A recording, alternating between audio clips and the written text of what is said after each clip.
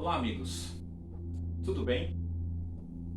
Hoje eu estou conversando com vocês aqui da minha casa em Florianópolis e nós vamos conversar, como combinado, sobre as questões mais relevantes do livro A Alma Imoral, de Newton Bonder.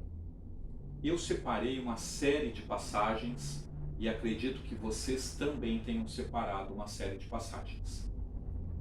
Eu trabalhei com uma edição mais antiga do livro A Alma Imoral e, como vocês podem ver, eu costumo grifar muito o meu livro, cores diferentes, significados diferentes para mim.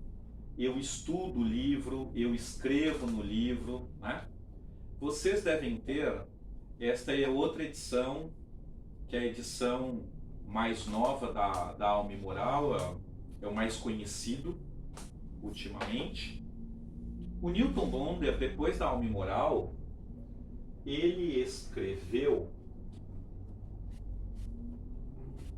este outro livro aqui, Segundas Intenções, Vestindo o Corpo Moral, seria um próximo livro dele. Então, se vocês tiverem interesse em assistir, em ler.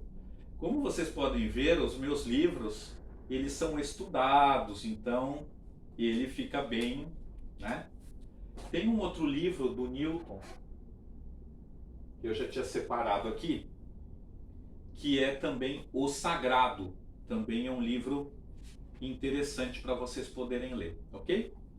Eu vou deixar estes livros aqui.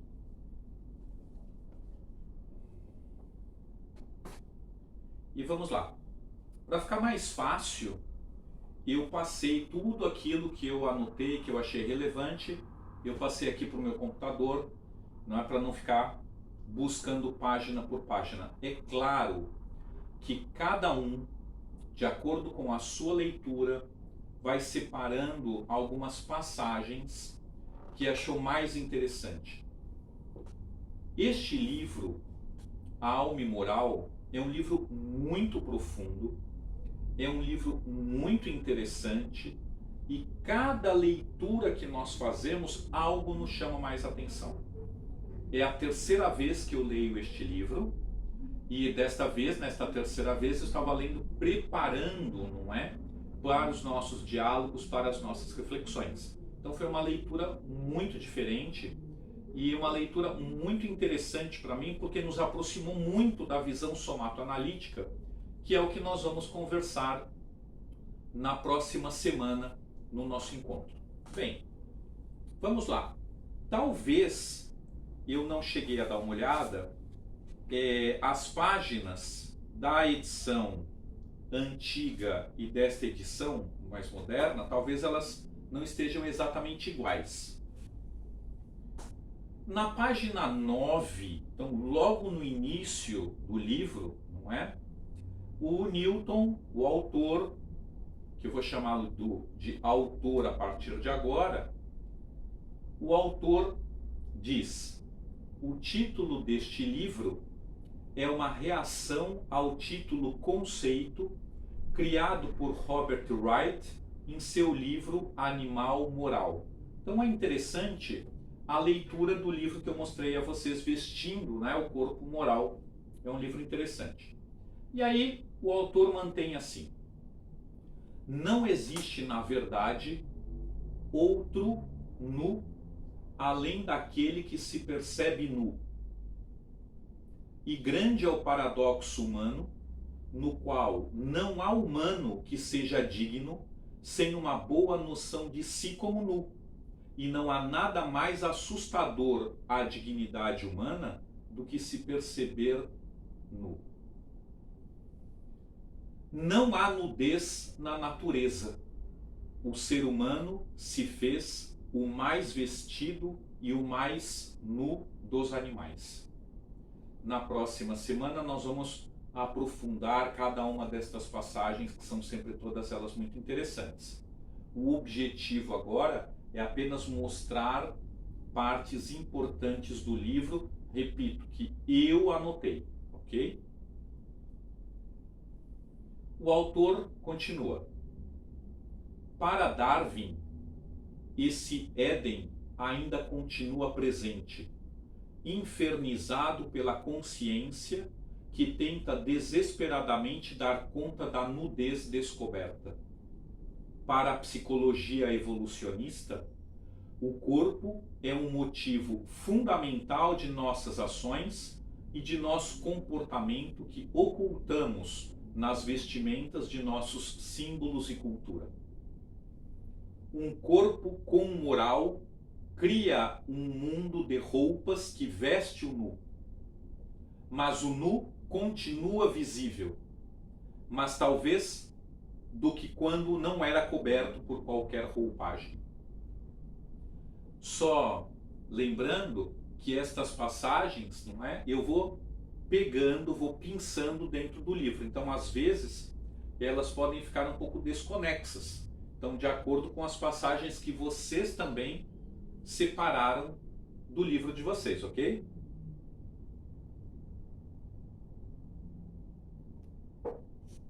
Separei outra passagem interessante, na minha opinião. A consciência traz a percepção do nu, e o ser humano passa a ter uma condição de animal moral. Um nu que se vê nu e por isso precisa se esconder dos outros e de si mesmo. Toda moral, toda tradição, toda religião e toda lei são produtos do corpo moral de um animal moral. E toda a sociedade está voltada para vestir a nudez do ser humano. É verdade que procriar é o único mandamento positivo da ordem do faça, também para o texto bíblico, mas neste existe uma outra dimensão da natureza humana que antecede a própria consciência, sua natureza transgressora. O ser humano é talvez a maior metáfora da própria evolução, cuja tarefa é transgredir algo estabelecido. Aí eu vou para a página 17, tradição e traição. São três as principais áreas que compõem a tradição: a família, como estrutura artisticamente moldada para melhor atender aos interesses reprodutivos em determinado contexto socioeconômico; os contratos sociais, fundamentais para a manutenção de uma convivência que propicia as melhores condições de preservação da vida e sua reprodução; e as crenças, engendradas para oferecer respaldo teórico e ideológico à preservação. Uma continuidade de passagens, o autor diz: traição é da ordem da transcendência. Abraão trai seu pai e sua cultura para estabelecer-se numa terra que é sua. As grandes traições se expressam na relação familiar, nos contratos sociais rompidos e nas heresias que desafiam as crenças da tradição. O próprio texto bíblico é composto de estranhas transgressões em meio a tantas assertivas de cumprimento à lei. O direito dos primogênitos na sucessão do pai no clã bíblico, verdadeira obsessão do texto, é de episódio em episódio preterido pelo direito do filho menor. Isaac transgride Ismael, Jacó transgride Esaú, Raquel transgride Lia e José transgride Judá. Nestes casos, não se trata de não se cumprir a lei, mas de transgredi-la. Transgredir é transcender. Se por sede de poder alguém rompe com o senso comum da melhor ordem para a preservação e reprodução de nossa espécie, é um fora da lei. É preciso errar, infringir, violar e transgredir o status quo para que possa haver uma transcendência desejada pela própria tradição traída. Da mesma forma que a tradição precisa da traição, que a preservação precisa da evolução, que o acerto de hoje dependeu do erro de ontem. Evolução só é possível quando existe uma manifestação para ser contestada, aviltada. Eu separei uma outra passagem da página 20, identificando a alma imoral. Então ele diz: experiência profunda da existência gera duas forças opostas que paradoxalmente se complementam. Para expressá-la, cunharam-se os conceitos de corpo e alma. O corpo seria uma espécie de antônimo da alma, um representando a materialidade e suas necessidades, e o outro a imaterialidade e suas necessidades. O que nossa consciência apreende são esses dois desejos profundos do ser humano: entregar-se ao prazer de ser e ao de estar sendo. Continua o autor: é verdade que a alma produz um desejo complexo, imortalizar-se por transformação. O que implica que o que será imortalizado não é o que em dado instante se percebe como corpo. A alma nos imortaliza com uma pequena ressalva. Não é exatamente a nós que perpetua, mas nossa modificação. Essa é a tragédia das experiências espirituais do ser humano. Todo esforço por produzir a compreensão de uma alma do desejo de imortalizar-se pela transformação de si mesmo acaba voltando para uma definição do próprio corpo. Por isso, para muitos, a alma é a avalista da moralidade, visando a proteger o corpo das ameaças da transgressão a que este está exposto. É a alma que zela então pela tradição, quando na verdade sua concepção no imaginário humano era de que viesse a ser a guardiã da traição e da evolução. Por terem muitas vezes privilegiado o desejo de preservação, as tradições preferiram eleger o corpo como inimigo do que enfrentar a alma, a verdadeira responsável pelos rompimentos e transgressões. Em realidade, a verdadeira experiência espiritual se nutre do presente instante que suporta as tensões da experiência do passado a ser preservado e do futuro a ser construído a partir da traição.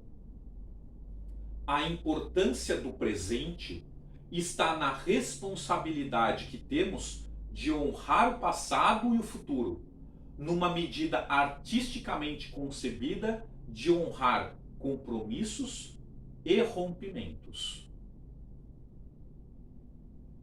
Eu separei outra passagem da página 23, discernindo questões do corpo e da alma. Diz o autor: as leis e o cumprimento do estabelecido representam o território do corpo. A lei inexorável da reprodução é a própria definição do corpo. A alma, por sua vez, é a desobediência, como o ato de comer o fruto da árvore proibida. No entanto, a tradição judaica não aponta essa atitude como sendo um pecado inicial, mas como a primeira desobediência registrada na consciência humana. A diferença humana é estar consciente não apenas de seu corpo, mas de sua alma, de suas leis e de suas desobediências. É possível obedecer e desrespeitar, e também desobedecer e respeitar. Estas duas possibilidades na consciência humana permitem a concepção da alma, pois é a alma que identifica para além dos interesses do corpo, tanto as desobediências que respeitam, como as obediências que desrespeitam. A luta milenar entre a letra da lei e o espírito da lei são campos de batalha de duas percepções humanas plenamente legítimas.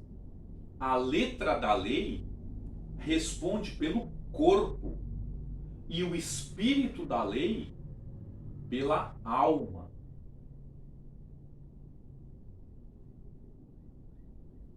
Toda lei só é legítima se encerrar um interesse que não seja o de manter a si, a seu corpo intacto, mas o de expressar declaradamente a preferência por desobedecer, se isso vier a significar respeito, em detrimento de obedecer, se isso representar desrespeito. Toda lei que não deixa em aberto a possibilidade de sua execução justamente por sua desobediência é uma arbitrariedade. E logo depois desta passagem, o autor fala de um texto na página 25 do Talmud. Eu tenho o Talmud aqui, mas agora não vou pegar, mas eu tenho ele aqui. Eu fui dar uma olhada também no Talmud. E eu separei na página 26 que o autor diz: o certo, o que é errado, e o errado, o que é certo. Não há nada na experiência do ser humano que não tenha sido criado sem uma utilidade. Então vem a pergunta: e para que serviria a atitude daqueles que negam a existência de Deus? Aqui temos uma questão que poderia ser traduzida da seguinte forma: há alguma transgressão à crença em Deus que seja, em algumas condições, mais construtiva do que a própria manutenção desta crença? O ensinamento conclui: se uma pessoa carente pede auxílio a alguém que crê em Deus, este pode fazer uso de palavras piedosas, como tenha fé e deixe tudo nas mãos de Deus. No entanto, aquele que não crê tende a agir como se não houvesse ninguém mais no mundo a quem esta pessoa pudesse recorrer. E, portanto, sente-se compelido a ajudá-la. O fato de não se crer em Deus pode produzir o efeito de ser acreditar em Deus. Podemos, obviamente, alegar que a verdadeira crença em Deus deveria induzir a ajuda, e assim continua sendo, diz o autor.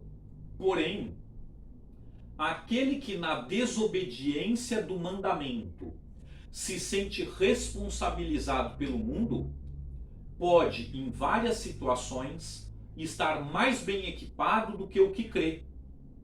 Não há qualquer possibilidade de existência de uma diretriz que não possa ser cumprida justamente pelo seu descumprimento. O autor traz então uma expressão de um rabino. Diz assim: olhar nos olhos. Este conceito trata de situações corriqueiras em que o indivíduo pode estar fazendo algo totalmente lícito, mas que leva outros a achar que é ilícito. E aí ele conta a questão de uma regra dietética, isso é na página 27, e ele, logo após esse texto, ele coloca que a pessoa é proibida, por exemplo, de comer um sanduíche na rua.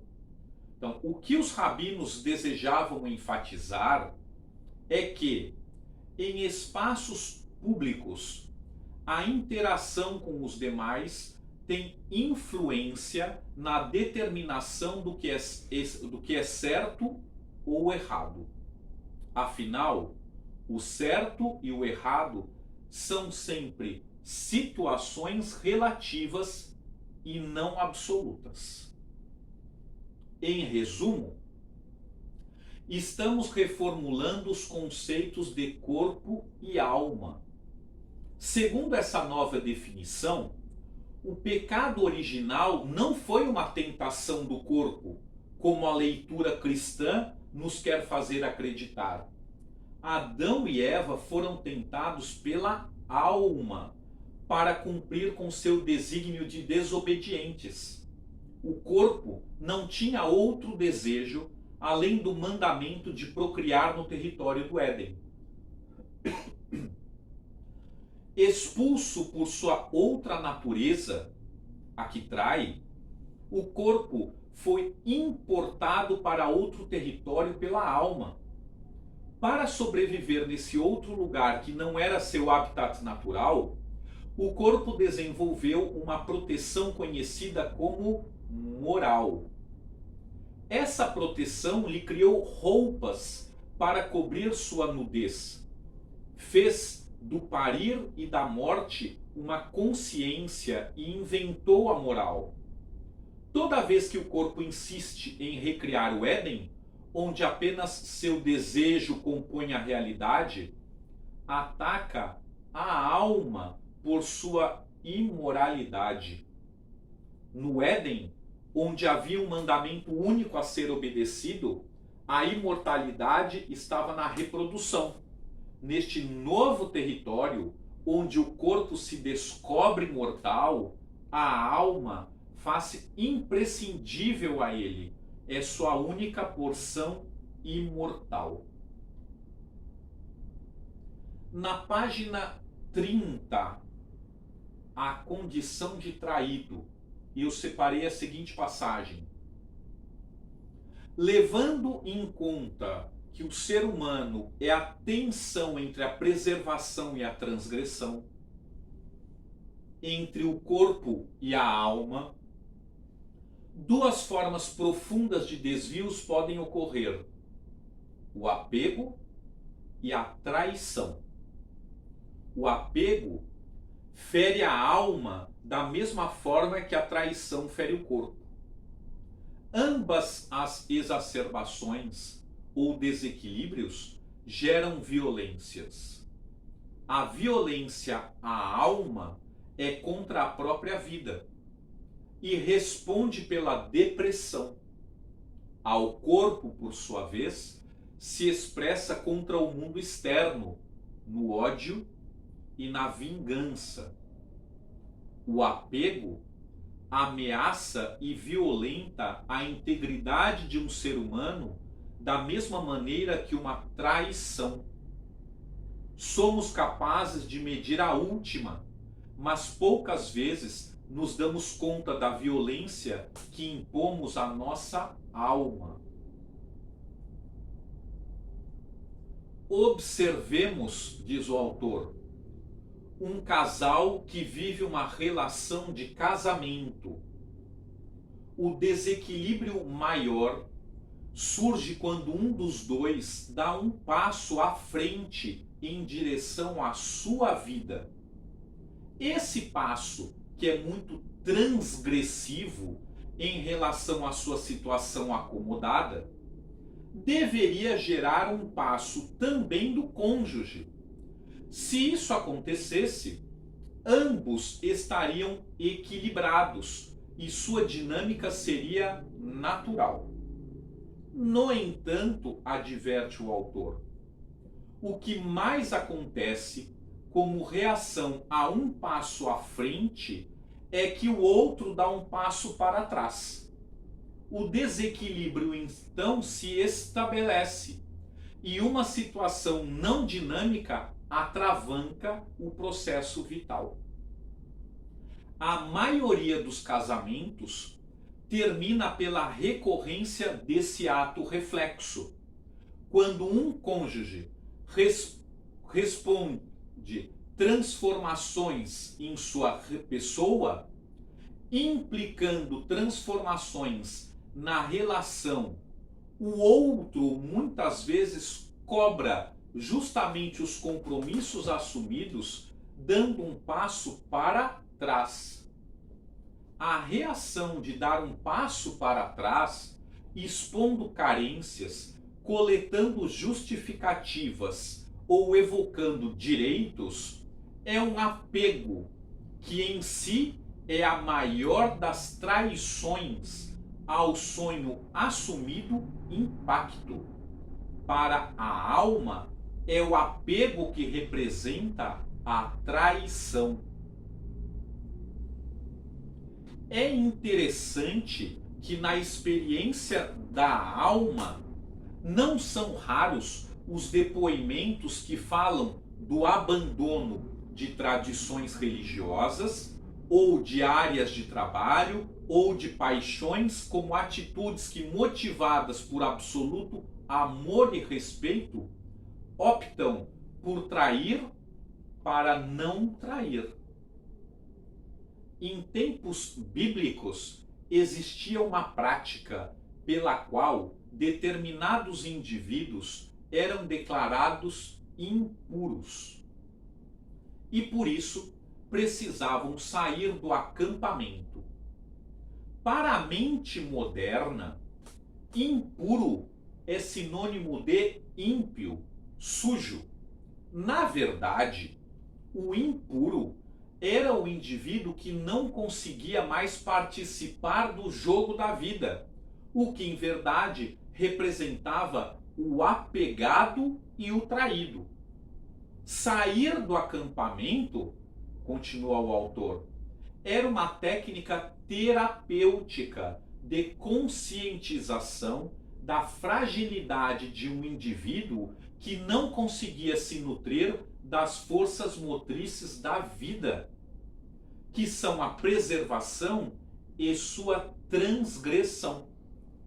O traído é, em realidade, uma subdivisão do enlutado. Sua condição, talvez, seja mais perversa das condições de luto. O traído, sentindo o corpo a dor da transgressão e na alma a dor de seu apego, porque todo traído é sem dúvida alguém que peca pelo apego. Em realidade, por definição, uma pessoa só pode se sentir traída se está às voltas com dificuldades de excesso de apego. Página 34.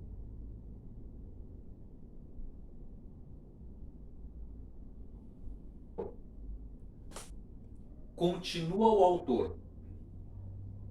Trair é a palavra que expressa a perda da tensão. Traímos quando nossa escolha gera a perda da tensão, seja porque optamos por movimentos bruscos na defesa do bom em detrimento do correto e vice-versa, ou porque se temos bruscamente abrindo mão do bom em detrimento do correto e vice-versa. Trai-se por fidelidade e infidelidade. Trai-se tanto por apego como por desapego. Página 36. O traidor é sem dúvida alguém que se expõe. Mas diferente do que se imagina de um traidor, é bastante difícil sê-lo abertamente. Muitas vezes a palavra fraco é associada ao traidor, quando o que este menos representa é fraqueza. É preciso muita coragem para trair, porque o traidor se expõe ao revelar segredos de sua intimidade. Página 37. Modelos tradicionais de traição. O livro de Gênesis. 3 diferentes estágios da criação do homem: Adão, Abraão e Jacó. Esses 3 arquétipos marcam importantes momentos da evolução da história registrada no texto. Adão, diz o autor, representa um rompimento de naturezas. Abraão, o rompimento social. E Jacó, o rompimento com a família. O primeiro, que é Adão, o primeiro transmitir ao descobrir que, diferente dos outros animais, está exposto no jardim, não só ao desígnio absoluto da reprodução, mas também a uma proibição a ser cumprida ou desobedecida. O segundo, Abraão, é a descrição de uma determinada história. Trata-se do homem que instaura a história. O interesse nele e na multidão que dele irá descender é nitidamente a opção pela história através de uma história. Como Adão, ele é um transgressor. Sua história pessoal começa com a escuta de um comando. Aí anda de tua casa e de tua parentela e da casa de teu pai para a terra que te mostrarei. O verbo andar, que aparece no original em sua forma enfática, quer dizer sai, rompe, em outras palavras, trai. O terceiro, Jacó, o terceiro é o transgressor na relação com o outro. Jacó representa a traição de relações pessoais no seio da família. Ele rouba a primogenitura, traindo profundamente seu pai e seu irmão. Ele se aproveita da cegueira do pai, uma condição muito comum nas traições, e ajudado pela mãe, que é o símbolo do bom, rompe com o pai, que é o símbolo do correto. Sua fuga e o sofrimento causado por essa traição instauram um processo familiar exemplar. Funda-se a primeira família.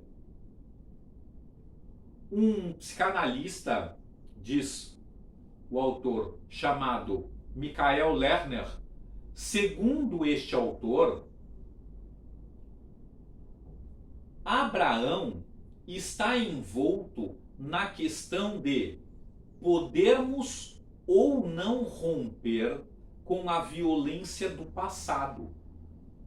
Todos nós constituímos a noção de corpo através da formatação que nosso passado nos impôs. Nossos pais, principalmente quando vistos a partir do divã, nossas experiências que nos oferecem de certezas e o medo do desconhecido e nossa cultura que aponta o que é correto como sendo o bom por definição. Nos impingem um destino. É esse destino que Lerner percebe como a violência do passado. A proposta daí imutabilidade é mais do que indecorosa. Ela violenta um indivíduo. Ela propõe que continuamos a fazer o que foi feito no passado.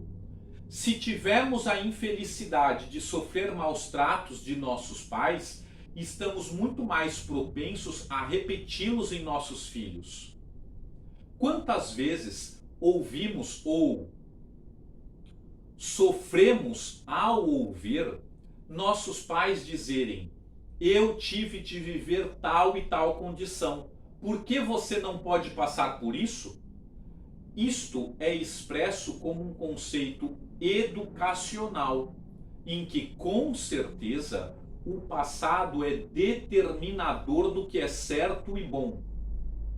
O filho que rompe, que não tem a profissão do pai, nem sua cultura, não é o doutor sonhado, mas um músico, é visto como um mutante, deformado por suas demandas do futuro e pelo desapego do passado.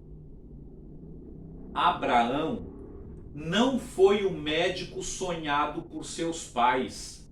De mochila às costas, foi em busca de sua terra, protótipo do mau filho. Abraão questiona a violência da inexorabilidade de seu destino. A verdadeira questão não é se Abraão consegue romper com a violência do passado do pai, mas se ele consegue aceitar isso como um comportamento de vida e, portanto, não vai impor sua violência ao filho. Ou, em outras palavras, Abraão teria bancado sua busca pelo bom, mesmo em detrimento do certo, apenas para si? Ou teria instaurado um processo transformador entre as gerações? Se a última possibilidade, a resposta, Abraão teria instaurado uma história que não é apenas cíclica e repetitiva de geração a geração, mas que pelos verdadeiros rompimentos feitos por cada uma dessas gerações, possibilita um futuro pautado pela alma e não pelo corpo. A pergunta estava lançada, continua o autor. Seria Abraão a versão de Adão para a realidade social? Estaria Abraão para a opção da evolução no âmbito social como Adão e sua transgressão para a opção da evolução das naturezas? Se a resposta fosse positiva, então o futuro seria diferente do passado. Nele, as violências do passado seriam filtradas e um novo ser social